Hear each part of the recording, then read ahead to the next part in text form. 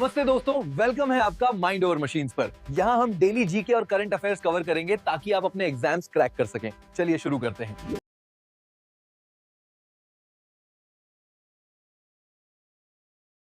नमस्कार। चलिए आज की बड़ी खबरों पर एक नजर डालते हैं और समझते हैं कि ये सब हमारे लिए क्या मायने रखती हैं। तो बिना देर किए शुरू करते हैं।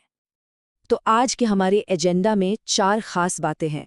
हम देखेंगे रक्षा के मोर्चे पर क्या चल रहा है, फिर बात करेंगे दुनिया में भारत की जगह की, जानेंगे कौन है नए चैंपियंस और लीडर्स, और आखिर में साइंस और टेक्नोलॉजी की दुनिया में भी झांकेंगे। तो सबसे पहले रक्षा क्षेत्र की बात करते हैं। यहाँ 2 बड़ी गतिविधियां हो रही हैं जो भारत की सुरक्षा और उसके रणनीतिक संवाद दोनों को मजबूती दे रही हैं।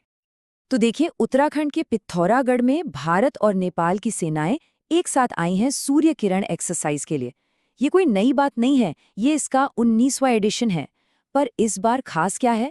खास है ड्रोन और नए जमाने के हथियारों पर फोकस। मतलब दोनों देश मिलकर भविष्य की चुनौतियों के लिए तैयारी कर रहे हैं।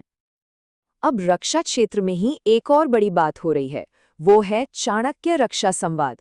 सोचिए, ये सिर्फ तीसरा साल है और ये भारत की सिक्योरिटी पर बात करने के लिए एक कितना जरूरी प्लेटफॉर्म बन चुका है, जिसे भारतीय सेना और centre for land warfare studies मिलकर आयोजित कर रहे हैं।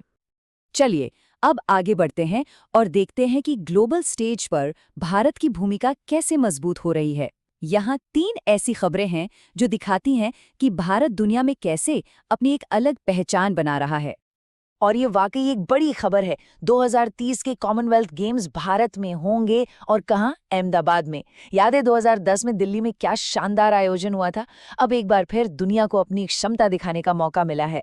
ये भारत के लिए एक बहुत बड़ी उपलब्धि है।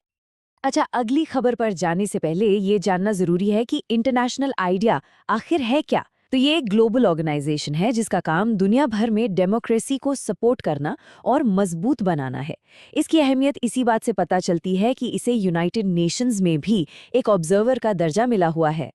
और खबर ये है कि भारत के chief election commissioner Gyanesh Kumar 2026 के लिए इसी महत्वपूर्ण संस्था के अध्यक्ष चुने गए हैं।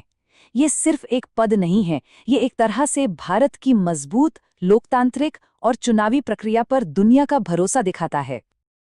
अब जरा शहरों की बात करें। वर्ल्ड अर्बनाइजेशन प्रोस्पेक्ट की नई रिपोर्ट के मुताबिक दुनिया का सबसे ज्यादा आबादी वाला शहर अब टोक्यो नहीं, बल्कि इंडोनेशिया का जकार्ता बन गया है। और इस लिस्ट में भारत भी पीछे नहीं है। हमारी नई दिल्ली चौथे नंबर पर है और कोलकाता 9वें पर। ये दिखाता है कि हमारे शहर कितनी तेजी से बढ़ रहे हैं। तो चलिए अब स्पोर्ट्स की दुनिया का रुख करते हैं, जहां कुछ नए नाम और चेहरे सुर्खियों में हैं, बिल्कुल टॉप पर। ये नंबर है 19, और ये खास इसलिए है क्योंकि ये उस खिलाड़ी की उम्र है जिसने शतरंज की दुनिया में एक नया इतिहास लिख दिया है। जी हाँ, वो 19 साल का खिलाड़ी हैं उज़्बेकिस्तान के ज़ावोखिर सिंदारोव। इन्होंने भारत के गोवा में हुआ फाइड वर्ल्ड कप जीत लिया है। और सबसे खास बात, वो ये खिताब जीतने वाली अब तक के सबसे कम उम्र के खिलाड़ी बन गए हैं। वाकई कमाल कर दिया। और अब बॉक्सिंग की दुनिया से खबर। रिंग के लेजेंड गेनाडी गोलोवकिन अब एक बिल्कुल नए रोल में नजर आएंगे। उन्हें वर्ल्ड बॉक्सिंग का नया प्रेसिडेंट चुन लिया गया है और अब वो इस खेल को दुनिया भर में आगे ले जाने का काम करेंगे। और आखिर में अब बात करते हैं देश के अंदर हो रहे कुछ जरूरी डेवलपमेंट्स की, जिनमें विज्ञान, खेती और हाईटेक मैन्युफैक्चरिंग शामिल हैं। भारत के उत्तर पूर्वी हिस्से से एक बहुत ही दिलचस्प खोज हुई है।